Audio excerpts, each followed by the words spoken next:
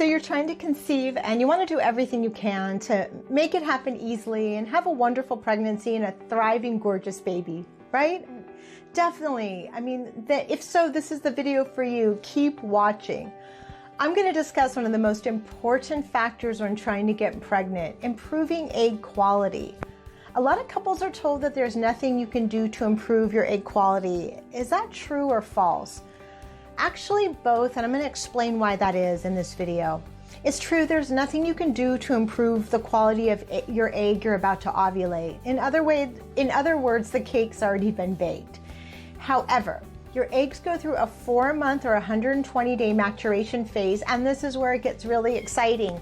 In that 120 days, that's where your sweet little egg needs your help, and you can do a whole lot to help it. Let's discuss some simple steps to improve your egg quality to make sure you're using the best quality eggs when trying to conceive. In case you've never been to my channel, my name is Charlene. I make videos about how to take charge of your fertility naturally. I've helped many couples conceive, and I became a mom myself at 42. Make sure to subscribe and click the bell to be notified of my next video. Okay, first I want to discuss what causes poor egg quality. Studies have shown that poor mitochondrial function, mitochondria are the engines of our cells, are the leading cause of poor egg quality. But what causes this mitochondria to decline? I mean, everyone automatically thinks it's age, but it's actually 3 specific things. And so I'm going to talk about what causes mitochondria to decline and then what we can do to improve mitochondrial function, therefore improving egg quality and making a whole big difference in your fertility. Stay tuned. I'm going to talk about the 3 main causes of poor mitochondria. 1, toxins, 2, nutrient deficiencies, and 3, genetic mutations. So based on these 3 factors, let's talk about some steps you can take to address these factors and get pregnant. Number 1, toxins. Clean up your environment by eliminating toxic cleaning products. An average cleaning product has over 200 different chemicals in it. Instead, opt for clean, safe solutions like vinegar, hydrogen peroxide, and Castile soap. These have great cleaning power and will not harm your health or fertility. Switch out synthetic and highly toxic air fresheners and opt for pure essential oil. Swap out your personal care products for safer options. The average woman and man uses 9 different personal care products a day with 126 different chemical ingredients. Many of these products are known endocrine disruptors. According to the National Institute of Health, endocrine disruptors are chemicals that interfere with the glands that make hormones. These endocrine disruptors produce adverse developmental, reproductive, neurological, and immune effects in both humans and wildlife. There's a link below to the environmental working group where you can look up the safety of your personal care products. Please remember, your skin is a sponge, not a barrier. Water. Make sure to drink properly filtered water. This means water that has been put through a filter that is fine enough to filter out heavy metals, VOCs, pesticides, chlorine, and fluoride. It's recommended that you filter both your drinking water and your shower filter. Shower filters are relatively inexpensive, while water filters can be a little bit more costly. If you aren't ready to invest in a water filter, you can often find a health food store that has a reverse osmosis filter and fill up there. What about those popular pitcher filters? Pitcher filters will reduce chlorine, but they aren't effective at removing VOCs, heavy metals, endocrine disruptors, or fluoride. Foods. Do your best to search out pasture-raised, grass-fed, and grass-finished meats, and organic fruits, dairy products, and vegetables. Stay away from genetically modified foods.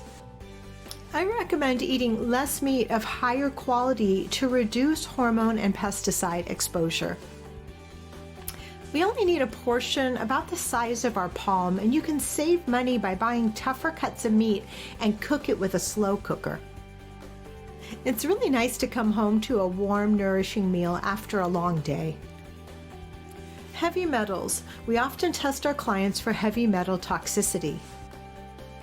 These are some common sources: vehicle exhaust, e-cigarettes, furniture with flame retardants, cosmetics, and hair dye. These heavy metals can be quite detrimental to your health and, of course, your fertility, as well as can cause thyroid and hormonal issues. We had one client who suffered 5 miscarriages due to heavy metal exposure from hair products she was exposed to through her work. Once our coaches identified the cause of her miscarriages, they helped her detox safely, and she went on to have a healthy pregnancy. A few foods that detox heavy metals are cilantro, wild blueberries, lemon, garlic, chlorella, and barley grass. Minimize EMF exposure.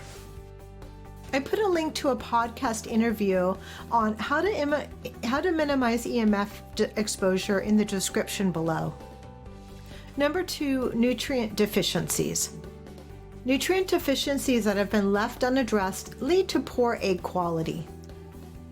Load up on leafy greens like spinach, kale, and chard to help your body get enough folinic acid. Start taking a quality prenatal at least 4 months prior to trying to conceive. Also, take a good quality probiotic to optimize gut health so you can absorb nutrients. In addition, take a quality omega-3 supplement and ubiquinol.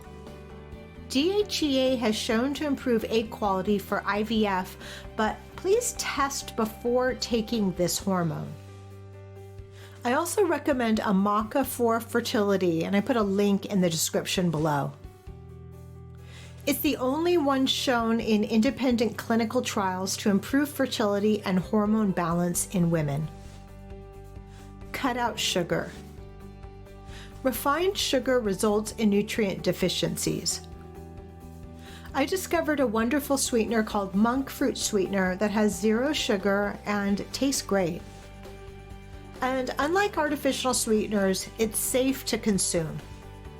Last but not least, caffeine. It's much debated whether a little caffeine affects fertility. This is what I say: if you've been struggling to conceive, then cut out the caffeine.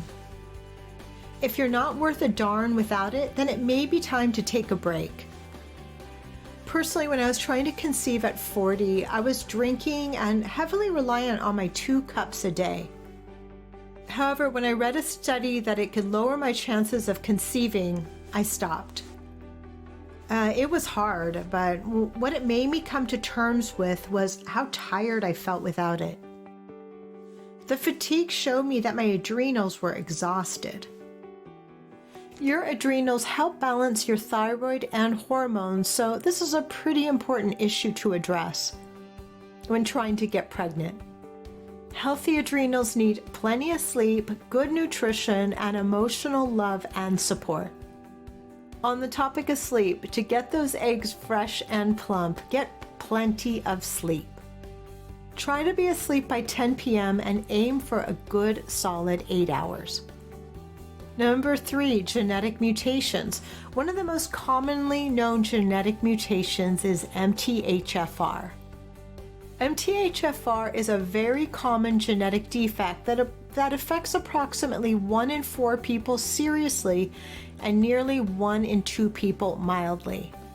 The MTHFR gene has a simple but highly critical function surrounding how your body utilizes folic acid and other forms of folate. Those with the variant of MTHFR called C667T have a 40 to 60% decreased ability to produce the body's most active form of folate called methylfolate. Methylfolate is a critical nutrient affecting neurotransmitter production, DNA regulation, immunity, and the cardiovascular system. Indirectly, methylfolate affects hormone levels and detoxification. All these functions are critical for fertility. It's recommended you get an MTHFR test if you have had trouble conceiving or a history of miscarriages. In the meantime, take only supplements with folinic acid versus folic acid. Folinic acid is a natural form of folate in case you are the 40% with MTHFR. Download our detailed report on improving egg quality even at 40 plus at howtorestorefertility.info. If you found this video helpful, please subscribe, like, and comment. Let me know, what changes are you going to start making to improve your egg quality? Put your answers in the comments below. howtorestorefertility.info.